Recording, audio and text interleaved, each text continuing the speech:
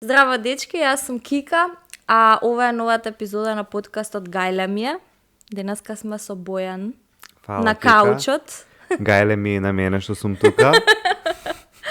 Ja, nas nije Gajle ovoj pad za umetnosta. Dobro, za umetnost stvarno mi je Gajle, tako da ja sam Bojan Kovski i mi je Gajle za umetnost i zato da kaj Kika si popravam muhabet na kauč. Tak, Bojan, kako biše, koja ti ima potpišano Bukovski, nešto takvo biše? A vidi, meni mi беше ogromna čest дека ми има potpišano Bukovski, a bi mi bilo уште помило да сум actually поколение на Bukovski, ама за жал тоа не е случајот. Потекнувам од Куманово и никако не сум поврзан со писателот, иако повторно ќе повторам би сакал, а сум прочел доста книги од него, сум фан, така да, но сепак не сум у таа бранша, јас сум бранша на ликовната уметност и работам со масло на платно, body paint, така да може да имате посетувам мои изложби, ако немате, ќе дојдете. Ама еве сега тука ќе кажам дека така бев потпишан поради малата неинформираност на медиумите и малиот начин на копи-пейст на медиумите. Копи-пейст е, мислам дека главниот уствари е затоа што си така ставен на... тоа е поради тоа што мојот Инстаграм профил е Art by Kovski. Што на од англиски на македонски би било преведено уметност од Ковски, но кога ќе го само свртиш на кирилица, тогаш е Арт Буковски. А чекате, има пишано арт? Не, Бојан. Арт, не, Арт Буковски. Така те има пишано. Да, не Бојан Ковски, нигде немаше. Тоа не фигурираше. Него беше Арт, името ми е Арт, презимето Буковски, така да. Можете да ме најдете на Инстаграм Арт Буковски. Бојан, ти си еден од ретките уметници што ги знам јас у државава. Навистина ми е жал заради тоа, Кика. Дали е тоа затоа што немаме многу уметници или заради не имаме тоа што... многу уметници у држава. Мене ми е многу жал што ти немаш посетено доволни изложби овдека. Тоа треба да се реши. Тој проблем треба да се реши. Види, секако и пандемија не фати последните 2 години, имаше доста малци изложби, дури јас бев прилично неактивен јавно со изложби и такви ствари. Да, има у Македонија доста уметници, има доста добри уметници кај нас. Само што некако може да се каже дека пазарот ги диктира работите, што ќе се презентираат и кој ќе има повеќе изложби и такви ствари. Исто така пријателите го диктираат тоа, кој познаваш, каде познаваш. Стандард како и во сите сфери во нашата драга Македонија. Треба да познаваш некој за да идеш напред. Иако сметам дека тие што на вистина се добри, ќе испловат на површина на крај, заради тоа што на вистина постојат супер уметници кај нас. Така. Тоа сакав поише да направиме муабет за колку е можеби развиена или неразвиена уметноста во државата, колку се цени можеби уметноста од твој аспект. Вака, уметноста кај нас е развиена и ние имаме одлична продукција. Имаме развиена уметност која што не се цени. Заради тоа што, например, критика на уметност немаме реално, имаме некоја, но тоа не е доволно. После тоа експонирање на уметници по медиуми или било што исто така е на многу незавидно ниво. После тоа дури кога има изложби, се наоѓаме во општество каде што луѓето имаат многу проблеми. Уметноста е начин на изразување каде што ти ќе доеш, ќе го искажеш тоа што имаш да го кажеш, некој ќе дое, ќе го види, ќе го оцени, можеби ќе го купи, ќе го однесе дома. Тоа кај нас не се дешава, токму поради нашата поставеност во општествени рамки, кај што поголемиот дел од луѓето живеат од минимална плата, прво, имаат трошоци кои што самите не можат да ги поднесат, а не да купуваат уметнички слики. Друга ствар е што едноставно луѓето се толку потонати у своите проблеми што не може да очекувам јас или било кој дека тие ќе бидат првите на мојата изложба. Не. Затоа постои одредена група на луѓе кои што ги интересира и константно си посетуваат и таа група на луѓе ја знаеме. Со таа група на луѓе ние уметниците комуницираме. Односно луѓе кои што ги интересира уметност и сакат да видат што имаме да кажеме и го ценат нашиот труд. Да, дефинитивно куповната моќ кај нас е многу мала. Не, куповната моќ кај нас е голема, ама не заинтересирана. Види, со уметничка слика не може да се паркираш пред круг. Точно. Да, некако сме фокусирани на, тоест поголемата група на луѓе, барем јас таков впечаток имам, дека сме фокусирани на многу неважни работи, на многу глупости, не интересираат, не знам, трачеви, естрада и кич на некој начин. Тоа е стандард, да. Наместо да да се свртиме на кај уметност или на баш квалитет. Види, тоа се учи низ историја на уметност, уметничкиот пазар е секогаш многу мал, ама многу богат, у принцип. И заинтересираноста за уметност е исто така секогаш од одредена група на луѓе. Не викам дека сите луѓе кои што ги интересира уметност се факултетски образовани, академици, се тоа, но поголемата група која што прати уметност, ја интересира уметност, се луѓе кои што ги интересираат нови работи. Луѓе кои што сакаат да научат нешто плюс. Луѓето кои што сакаат да дознаат што стои позади сликата, зошто е насликана таа слика и сите тие работи. Затоа тоа се помала група на луѓе, што ги викам јас заинтересираните. Тие што се желни за повеќе знаење. Так, јас ги класифицирам на тој начин, дека љубители на уметност се луѓе желни за повеќе знаење. И Јас сакам таа група, сакам кога разговарам со тие луѓе, кој таков човек ќе ми дојде на изложбата. Так. И да имам 20 души на изложба од тој калибар, би бил среќен, и би бил посреќен отколку да имам многу луѓе на изложба кои што се дојдени чисто за да поминат.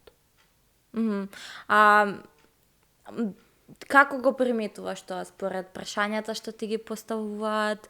Има ли, не знам, кој ќе те праша некој нешто на изложба да ти е онака си речеш what the fuck?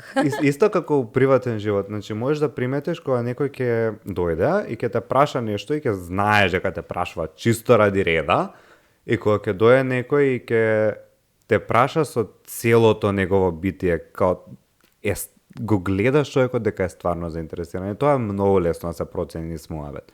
Значи, сум правил муабет со многу луѓе и точно знам кој го интересира тоа што ќе возвратам и кој го прашува тоа чисто за да праша нешто. Професор ќе јас да прашам.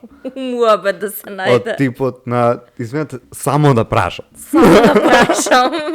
Нека професор ќе може да прашам нешто, може во веца. Сакам да ти прочитам еден извадок од една статија. Вика, младите најмногу сакаат да студираат за информатичари и лекари, а најмалку за уметници. Значи, кај нас ова е статистика. Полесно се оди во Германија со информатика. Добро, јас имам, не можам многу да зборам за ова, пошто имам завршено, ама И се уште не се во Германија. Да, за жал. Се шалам, не. Реално, некако кај нас многу долго време се живееше со мајндсет дека ако не си, не знам, доктор, инженер или правник или нешто такво, дека нема да успееш од животот. Јас со таков мајндсет сум порасната. Да, тоа е тука и блискиот исток, да. Значи, јас кога сум сакала, кога сум растала, сум сакала можеби да отидам во уметност, сум сакала глума, сум сакала такво нешто, меѓутоа мајндсетот и општеството можеби налага да не си го следиш сонот, туку да гледаш за опстанок, за понатак. Тоа е многу точно. Значи, јас сум налетал на доста пријатели, познаници кои што го добиле тој однос од дома и од секаде, дека оди заврши информатика затоа што од уметност не се живее, и момент на не оди на ликовна, не оди на драмски, не оди на музичка, таму се дрогираат и се пијаници сите, што родители, тоа е на секој факултет. Чим ги пуштате децата на факултет, рачунете дека ќе искачат и ќе пијат. Има и на информатика тоа. А за дрога немаме пари. И не ставаат дрога у пијачките у кафич, затоа што е скапо да ти стават. Така да, да, постои огромна стигма за моментот на уметничките факултети, дека ние таму се дрогираме, пијанчиме, растур правиме низ градов, тотално е исто на сите факултети. Само точно. Што уметниците и сите луѓе се така презентирани низ годините. Тоа доаѓа и од момент на кога ќе се самоубие или кога ќе се предозира славна личност, тоа е насекаде низ медиумите. Сите знаеме дека тој се предозирал и он уметник ради тоа си има. Не, он имал многу проблеми во животот, што го навлекна на дрога и поради тоа дошло до таа ситуација која што доаѓа константно. Значи, у светов луѓе умираат од предозирање секој ден.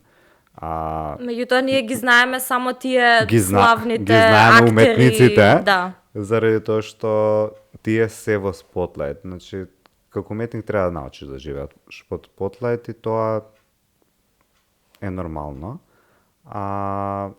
Дека ќе има стигма уперено од тебе 24/7, тоа е исто така најнормално.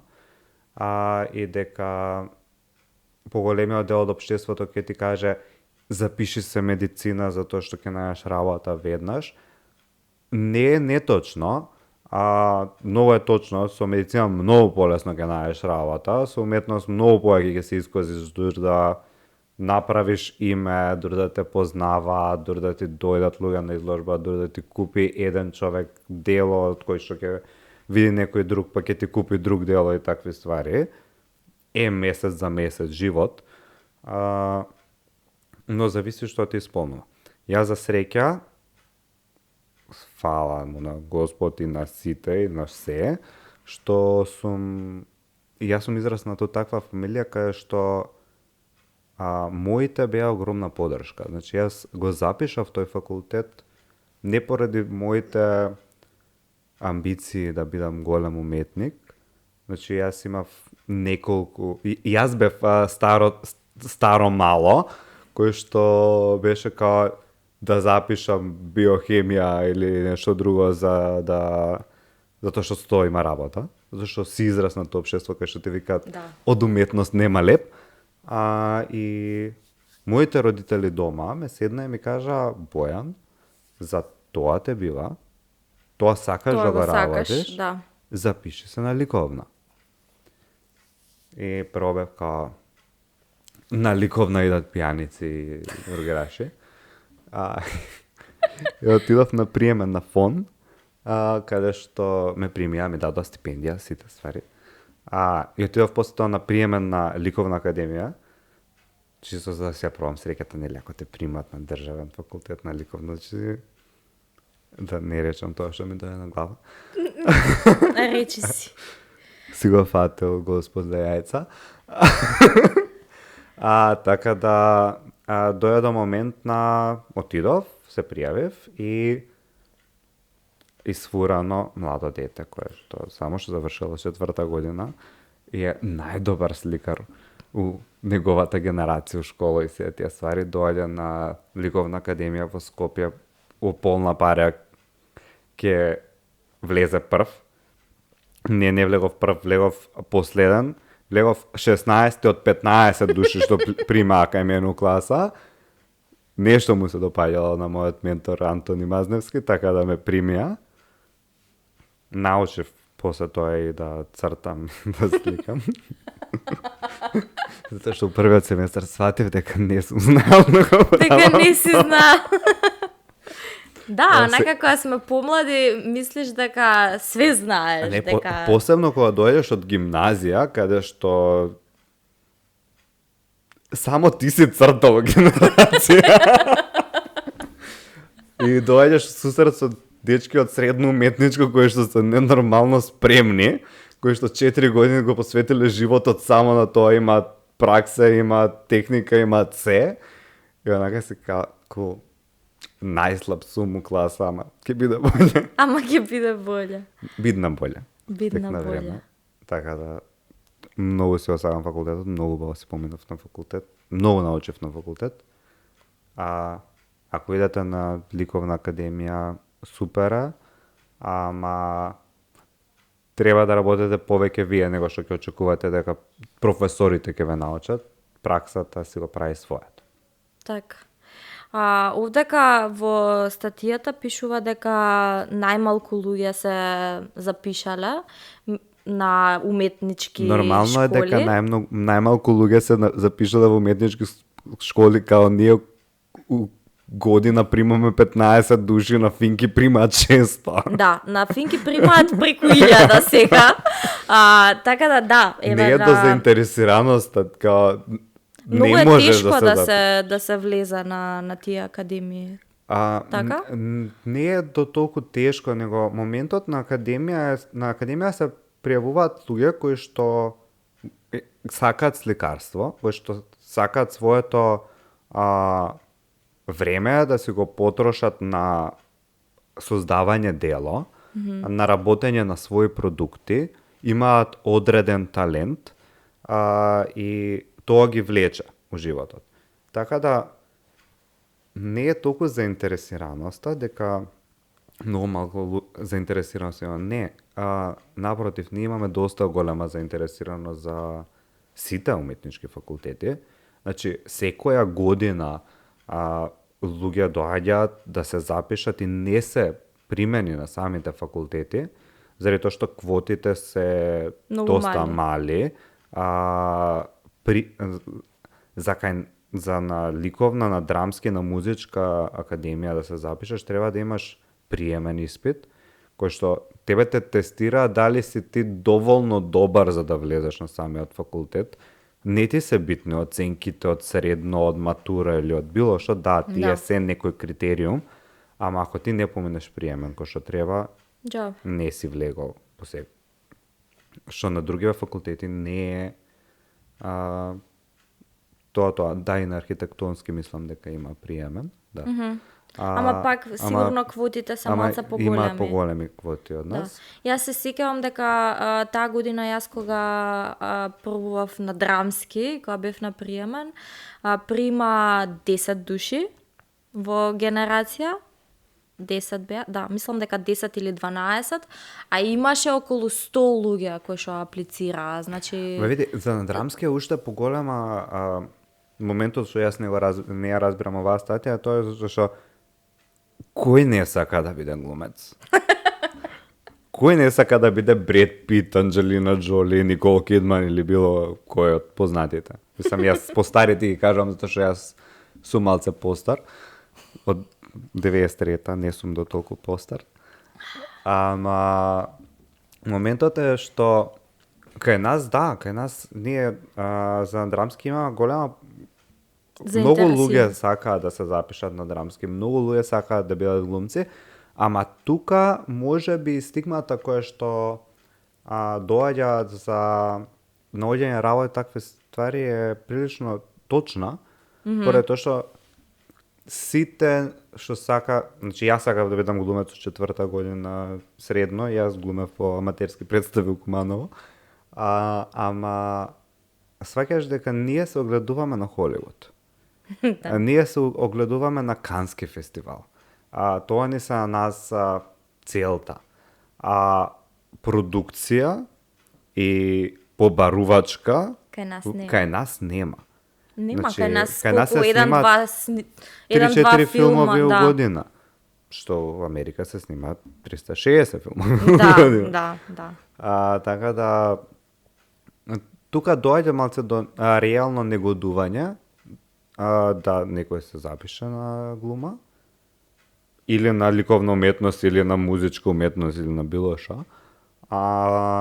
Но статистички ако прашаме некој дали би преферирал да биде глумец или сликар или пејач и дали би преферирал да биде IT програмер или доктор, ако ги прашаме младите, мислам дека статистиката ќе биде многу поразлична од тоа што е направена според колку луѓе се запишувале на факултети.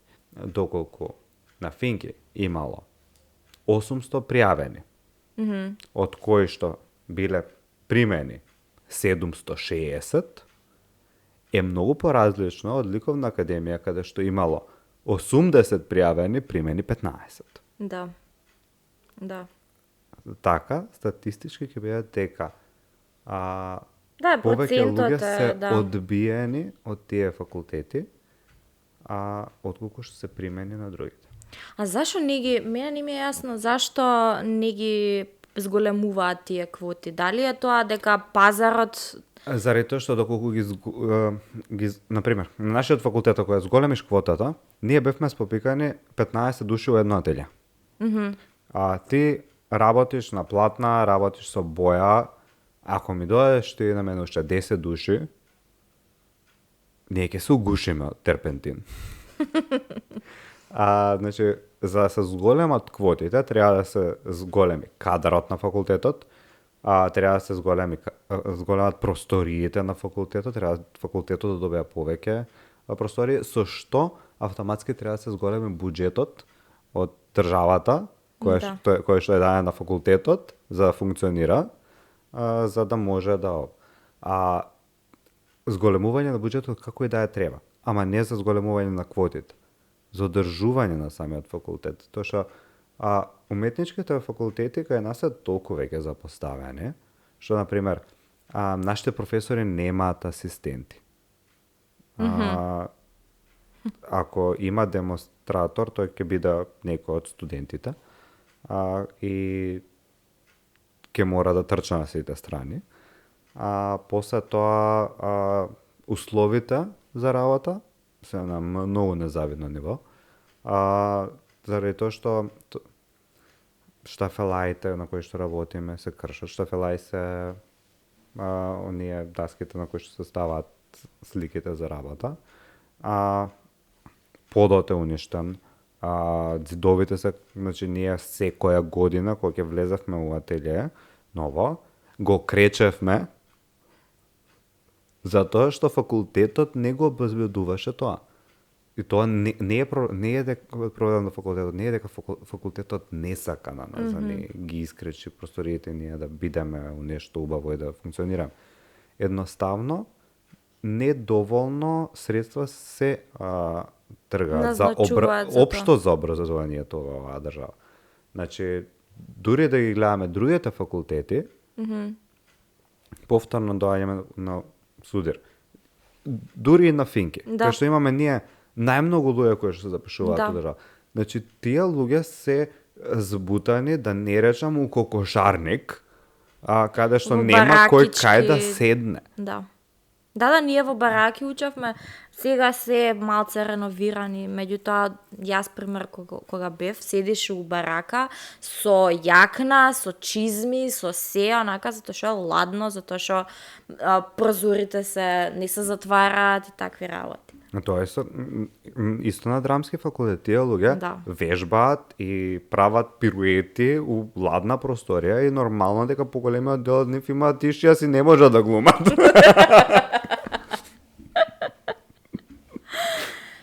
Да, дефинитивно за образованието кај нас треба малку повеќе да се обрне внимание и да... Не само да се обрне внимание, кај нас треба грижа за образованието. Значи, ние имаме кадар на студенти кои што се многу добар кадар, ама кои што не можат да се едуцираат доволно добро кај нас. Да почнеме од просторот кај што учат до студентските домови кај што престојуваат во Скопје, кои што се на многу незавидно ниво. Да, го реновира едно крило во Гоце Делчев. Вау. После тоа книгите од кои што учат, значи ние самата програма на факултетите е толку неапдетирана што кај нас информатика се учи со нешто што се учело во 70-80 години, каде што кога не постоеле ништо да работи како што користиме ние денеска. Да, не знам како е сега, меѓутоа да, јас кога учев се учеа работи кои што веќе не постојат. Да. Веќе Види, на мојот факултет тоа е нормално. Да. На ликовна е нормално јас да учам за некој што сликал пред 2000 години или пред... Или не знам техниката негова да ја проучуваш, да ја... Тоа е нормално, зашто се вика историја на уметност, ама тоа е историја на уметност. Информатика кога учиш е момент на актуелното, ти можеш да имаш историја на информатика, ама тоа не е предметот по кој што учат тие книги од 90 години. Да. Треба нека да си во тек со времето и да гледаш и напред. Значи, што понатака ќе се случува, а не наназад не знам, јазици, програмирски јазици кои што веќе не се користат и такви работи. Тоа што поголемиот дел мислам дека е како беше? Copy-paste? Не? Copy-paste еднашка го направиле и сега нека стои тоа, нека цепа. Дур може, нека цепа.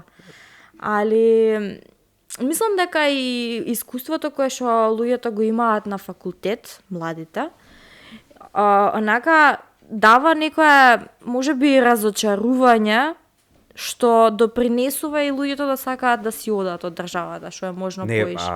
Не допринесува луѓето да сакаат да си одат од државата, луѓето си заминаа.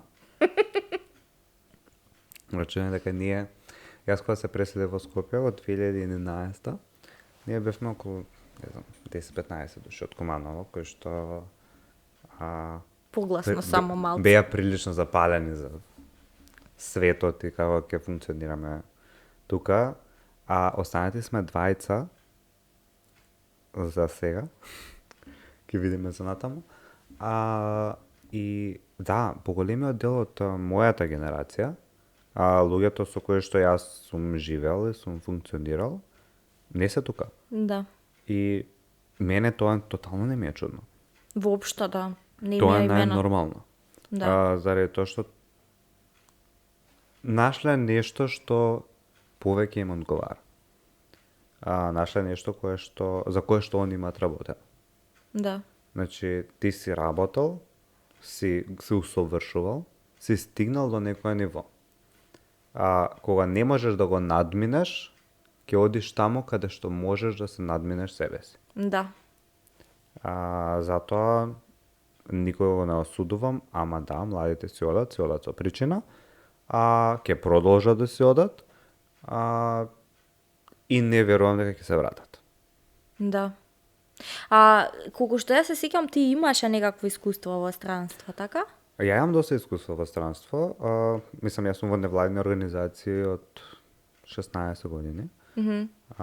Така да имам доста патувано на Youth Exchange, тренинг курсеви и се тие ствари. И 2 пати имам одено на EVS. Едниот short term, едниот long term. Тоа беше 3 месеци во Полска, каде што работев со деца на сликање на мурали во младинскиот центар и во школа. И вториот EVS ми беше во Љубљана, каде што работев на спремање на своја изложба. После тоа 2 пати бев на Work and Travel во Америка, исто така, каде што прекрасно искуство како студент. Го препорачувам на секој да го направи, заради тоа што стекнуваш навики кои што не би ги стекнал некаде кај што мама и тато може да ти помогнат. Што ти се допадна тебе најмногу од тој период, од тој престој во Америка? Од 2 пати што бев, имав ups and downs. Првиот пат кога бев во Америка, бев завршен трета година факултет и прилично смело трнавме со уште 2 другарки. Не, со уште една другарка трнавме, третата другарка ја запознавме таму и сега сме сите многу добри пријатели, затоа што јас сум глумец, едната другарка е јас сум сликар, едната другарка е глумица, а третата е музичар. Така да сите тројца Светото отидовме да работиме у фастфуд ресторан во Хајанис, у Масачусетс, и јас работев на вртење плескавици, глумицата работеше на правење сендвичи и третата се шуткаше на сите страни, у принцип. Ама поголем дел мислам дека беше на сецкање салати или нешто такво, и после тоа работеше на спикерот, не беше од high level фастфуд ресторанот, ама јас имав многу интересно искуство таа година, заради тоа што јас тргнав со слики, спакован, заради тоа што мене некој ќе ме прими во Америка, the dreamland. И тоа е период каде што јас решив дека ќе идам у Њу Јорк и ќе ги продавам моите слики на галерија, дете. Полнолетен за Америка, 21 година има веќе. И така да беше многу интересно, што јас испокарав на работа, не ми даваа 3 дена слободни, бев као јас морам со сликите да идам. Сликите. И на крај јас направив сцена од типот на ќе давам отказ, ова она, ги добив 3 дена што ми треба, отидов.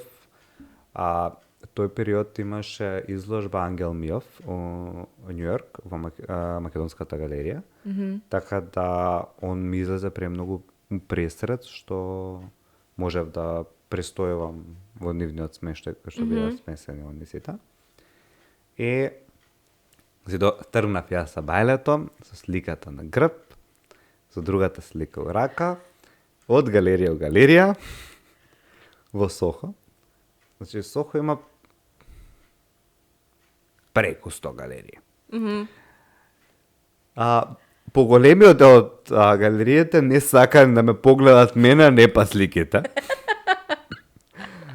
Но стигнав до Аркерија галерија, каде што типката actually беше многу заинтересирана за да види што носам јас со моите не најдобро спакувани слики. Така да ги виде сликите и беше многу заинтересирана. Во едно таму имаше уште еден галерист кој што ги виде сликите, со кој што направивме после тоа муабет. И тогаш ще деси мојот dream come true, American dream. Моите 5 минути слава во Америка, каде што типот рече дека супер се сликите, дека ние ќе ги изложиме сликиве. Само не во таа галерија, него во Аркадија галерија во Four Seasons што има галеријата, затоа што има неколку во Америка. Така да тоа беше супер, се продаде една слика, бев богат. Тоа е многу добра приказна. Тоа е многу супер и тоа мене ми даде многу елан за работа понатаму. Ми даде као буст кој што ретко каде и како сум го доживел. Буквално ми даде некоја самодоверба, која што ден денеска кога ќе се присетам на таа случка, сум као, фак, ти имаше муда да влезеш у толку многу галерии, да толку многу некажано и да стигнеш до едно кај што ќе ти кажат да. И уметничкиот свет е тоа. Ти ќе добиеш милион не.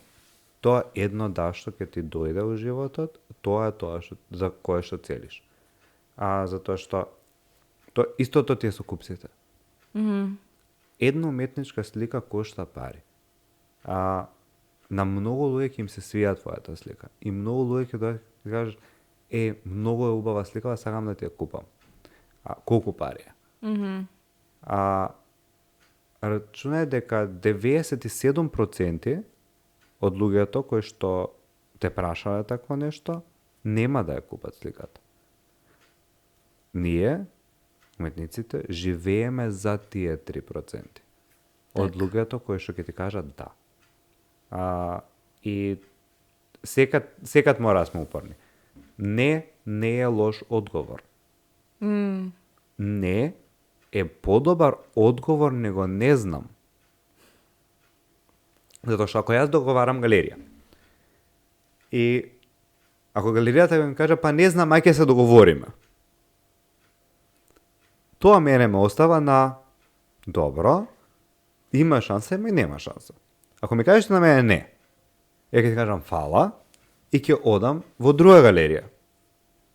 Да. Битното е да кога ќе ти каже галеријата не застанеш на таа галерија. Не го кажеш добро, они ми кажа не. Јас сега ќе најдам друг. Ако кажеш они ми кажа не, значи јас не сум доволно добар, тоаш нема да биде ништо. Да. Ама секогаш за секој има некој што ќе му каже да.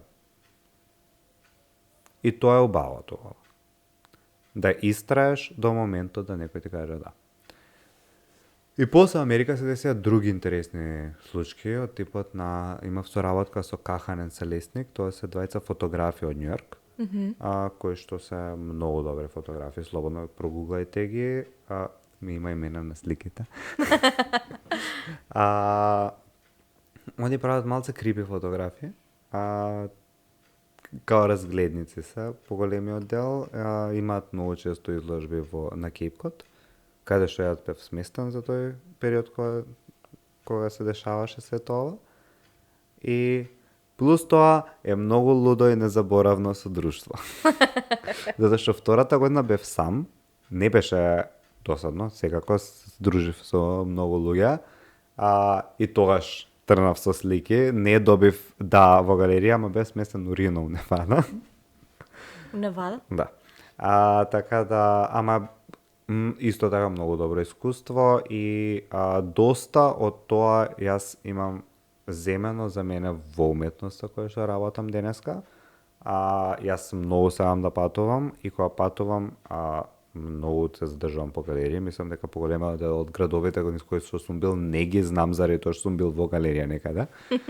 Ама тоа е за мене дел од учењето. Факултетот ми има научено на техника, на инспирација ми имаат научено сите места каде што имам поминато и кои што ги имам видено и сите слики на кои што ги имам видено. И фантазија ми имаат научено сите мои блиски луѓе околу мене. Со тоа тројство имаш дефинитивно многу инспирација и желба за творештво. Така. А што поголемо творештво, тоа подобро. Да, за да можеш да живееш од тоа. На крајот на денот. Кај тебе е интересно што ти го имаш и проширено твојот спектрум на работа, или како да го кажам. Не знам дали си единствен или меѓу ретките во Македонија што работи со body paint. Вака, поголемиот дел од медиумите ми имаат пишано единствен човек што работи body paint во државава.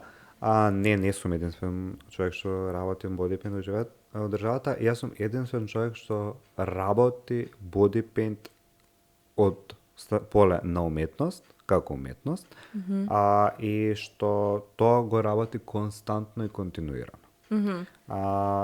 има доста луѓе кои што имат работено body paint кај нас. Мислам дека Небојша Пешевски се има бавено со тоа исто така, дури пред мене. Од тоа што имам видео негово на Инстаграм, да, он е многу добар од тоа што го прави. Така да не сум единствен. Како почна со тоа? Како ти светна си личката? Тоа е многу смешно затоа што јас не почнав со намера дека јас ќе се бавам со body paint. Значи, првично ја работев во телевизија тој период, Модел ТВ, тоа беше онлайн телевизија, и бев креативен директор на телевизијата, се дичев со таа улога. Да. Така да, тоа беше интересниот дел, дека јас и уште еден другар седевме дома и ни беше досадно. У исто време мислам дека тогаш се снимаше Skin Wars или имаше нешто со body paint поврзано на телевизија или не помня што како. И беше моментот, ајде ќе да сликам, и се деси момент да излезе за тој мој ум тогаш, многу добро дело. Јас бев воодушевен од тоа дело. Денеска not so much, иако ми е се уште многу драго. Заради тоа што тоа мене ми ги отвори чакрите. Ми го отвори умот на начин да размислувам подалеку од платно и подалеку од хартија, и да размислувам на тродимензионални моменти со боја. Јас имам учено скулптура на факултет, така да сум запознаен со моделирање на тридимензионална форма, ама телото е многу покомплицирано од тоа. Заради тоа што телото е материја која што се движи, и материја која што не прима секаква боја, и која што колку и да е совршено, ако не го фатиш движењето, ако не фатиш точната положба на тоа што го сликаш, нема да изгледа убаво. Така да, тој период беше многу интересен, тоа што јас бев као вау, сега ова ќе го промовираме, и отидов на работа и бев као ние сега ќе снимаме емисија за body paint. И јас ќе работам body paint и вие ќе ме снимате мене, и јас кај што цртам модели. И јас не знаев со што се работи body paint, така да работев со акрил на платно до тело на луѓе. Денеска мислам дека ме колнат сите луѓе што работеа со мене тој период, затоа што не може да се избањаат наредните 2-3 недели. Тоа е анегдота која што цело време ми ја кажува Анежова, која беше една од моите први модели, која што денеска ми зборува како она морала да седи у када многу долг период, низ процес на неколку дена за самиот акрил да спадне, плюс тоа акрил да е тотално токсичен, тоа е многу лошо. Ако некад текне да правите body paint, не го правите тоа со акрил. Подобро ќе со боја од джамбо. Ама нема веза. Кај мене тоа беше начин на кај што ја можам да се изразам. Ама тоа е еден процес на учење, валја. Тоа е процес на незнаење. Тоа е процес на немав од каде да учам реално. Да. Немав кој да ми покаже, и едноставно морав да учам на своји грешки, и тоа беше убаво. Тоа за мене, значи јас научив многу повеќе од своите грешки, од сите ствари што имам погрешено. Нема да се повторат, ама доаѓаш до момент кај што сами од себе се учиш, и твоето знаење е многу појако него кога учиш од некој друг. Заради тоа што веќе си искусил, веќе имаш фат на момент на што не треба. Кога веќе си погрешил, ја знаеш грешката. Кога некој ти ја кажал грешката, не ја знаеш. Ако некој ти каже не треба така, ти ќе беше добро, не треба така, ама не знаеш зашто не треба така. Да. И ќе си речеш, ај бе, па може ако пробам ја, ај може ја ќе успеам. Да. Ми се дешавало. И Тогаш на работа кажав, ние снимаме сега body paint и јас тука работам со акрил на тело на луѓе. Ова беше 2016. Така да оваа го направам 5 години како што се бавам со body paint. Така да Ја прославуваш со ќе ја прославам со изложба. изложба. Тоа ќе биде прва изложба на body paint кај нас. Така. Така да затоа можам да кажам дека сум прв кој што изложува body paint. Така. И јас можам да се пофалам дека јас сум дел од изложбата и можам да потврдам дека научил Бојан за body paint и какви бои. Лесно се избања. Лесно се избањав, да. Иако косата не знам дали толку лесно беше поради тапирањето. Па не се сеќавам се на тоа, ама да, лесно беше да се извади бојата. Да, иначе идејата за оваа изложба сега што доаѓа беше 2 недели пред да те контактирам од 2019 и тогаш бев као тотално ентузијастички, ја почнав и направив 2 body paint, од кои 2 ќе оди само еден. И тогаш беше моментот на да, идеме сега јако. И не отиде јако. Не, тогаш паралелно спремав изложба Масло на платно, која што се беше изложбата Пандари во Акантус галерија во декември 2019 пред пандемијата, значи тоа беше мислам дека тоа почна да искачаат првите случаи со COVID-19. Да, така нешто беше, декември. Да. И после тоа се префрли кај нас во март. Баш во моментот кога јас бев во ект на искачање и на се ради тоа што немав излезено пола година предходно од спремав изложба.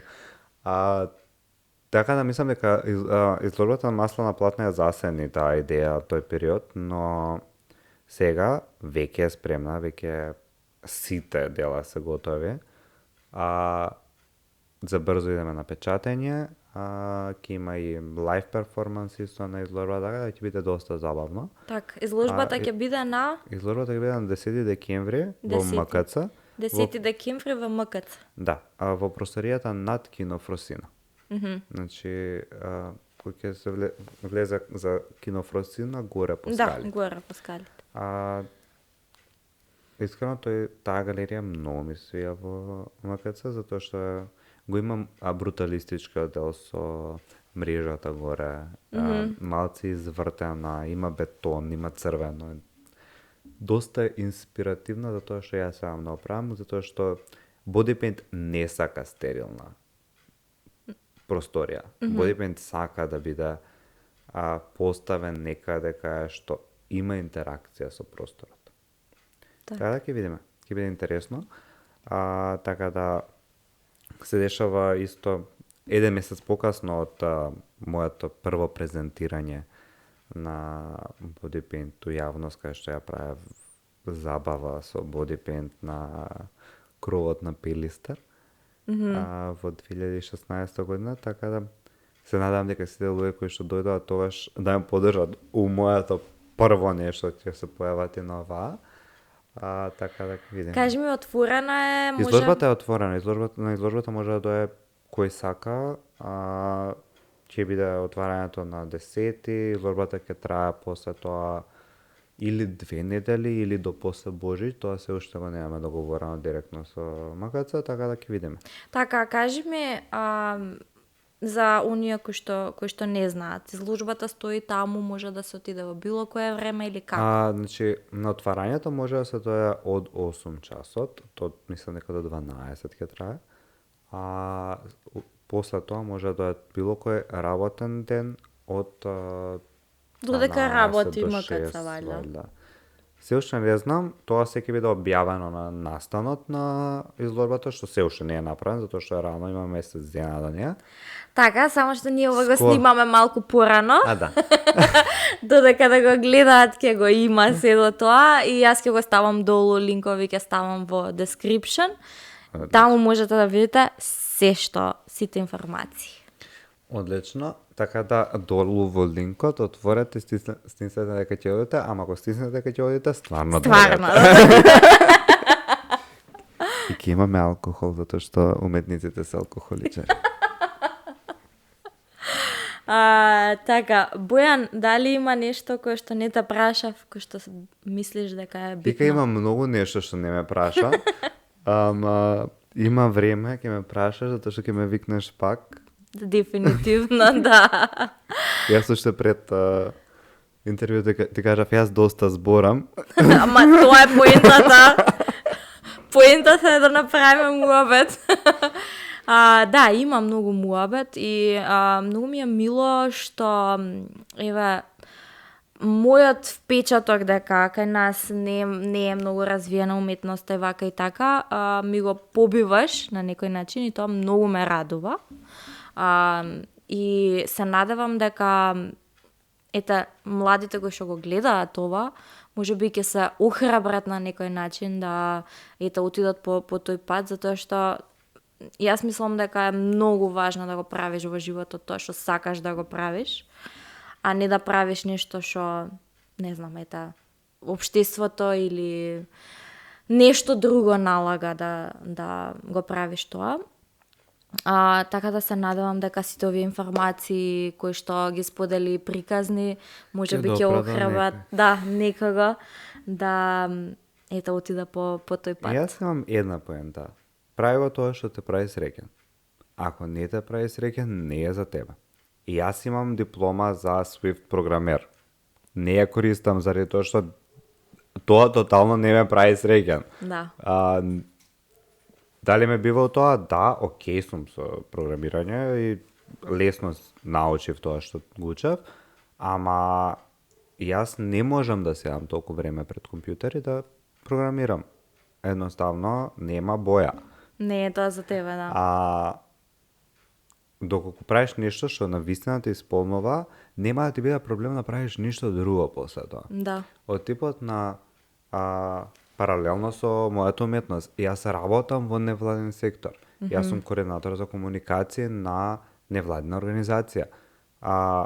И тука работам исто така добротворна цел која што ме исполнува. Так. Работам со луѓе кои што имаат потреба од нешто и јас сум среќен да направам нешто за тоа. И заради тоа што и тоа ме исполнува и ова ме исполнува. И на крај на денот дојдеш до момент на може би константна работа, може би тоа не е најдобро, ама си исполнет. Так. Ама ако идам јас на работа од 9 до 5 и не сум исполнет и се враќам дома нервозен поради тоа што не ме задоволува тоа што го правам, тоа би било тажен. Да. Затоа е моментот, прави го тоа што те прави среќен, биди упорен у тоа што те прави среќен, затоа што ако не си упорен во тоа, нема да успееш. Да. Ако се откажеш на првото не, тоаш нема да успееш. Ако си истраен и веруваш у себе, тогаш има шанси да успееш. Не значи дека ќе успееш, ама има мала шанса дека ќе успееш. Јас многу се согласувам со ова, затоа што и јас го имам искусено тоа. Јас имам диплома, факултетска за програмирање, за информатика, меѓутоа работам дизајн, затоа што не сакам да бидам програмер, не ме исполнува тоа, а дополнително, снимам, креирам, затоа што сакам да го правам тоа. И многу интересно кога го правиш тоа што ти е интересно, не се осеќаш дека работиш. Значи има многу моменти каде што едноставно го правиш нештото затоа што сакаш да го направиш, затоа што сакаш да видиш како ќе испадне на крај. Едноставно и ти е интересно да го направиш тоа и во никој онака после ти тигнува и чека, ова ми е мене уствари работа. Да, јас имав сега една ситуација пред некое време каде што немав завршена работа, немав направено нешто многу долг период, месец дена, и дојав до момент да јас сум скоро депресивен и да сум тажен и да немам желба и тоа што кажав на себе си као Јас сум ваков because I need a win. Као, ми треба некоја победа. И дојдов на момент да направам еден body paint и да го видам пред мене и да кажам да. Да. Ова мене ме прави среќен. Јас сега, после 8 сати ццкање, сум среќен. Да. И исполнет да излезам и да шетам и да бидам со луѓе. Да. Затоа што претходно не бев добар човек за со луѓе. Да. И јас тоа многу пати сум го приметила, секој пат кога ќе паднам у некоја депресија или нешто, ми треба проект. Да. Ми треба нешто да правам, нешто ново, да се зафатам за нешто, да го направам тоа и чувството после тоа нека си викаш као готово, тоа е Ти тоа. дојде на момент да бидеш као ми треба себе си да си докажам дека можам. После тоа ќе докажам на другите. Да. Јас би прекинала тука некаде. Да, за да не гледат луѓе 2 сати нешто. Не, затоа што на Инстаграм може саат време максимум да се стаи, иначе можеме да збориме. Јас овие подкасти, како што рече ти за 3% дека работиш, така и јас. Овие подкасти ги гледа оној кој што сака да ги гледа и мене тоа ми е доволно. Така што сите кои што сте во моментов гледате се уште, за вас го правим ова. За вас го правам ова. И како што е сега некој тренд на Инстаграм, од 3% на Кика, 3% мои што сте, некои 15 души да не ви треба нешто од бензинска. Скрос. Да, тука ќе завршиме некаде. Овие видеа можете да ги гледате на YouTube и на Instagram. И се гледаме во наредната епизода со нова тема. Чао, чао!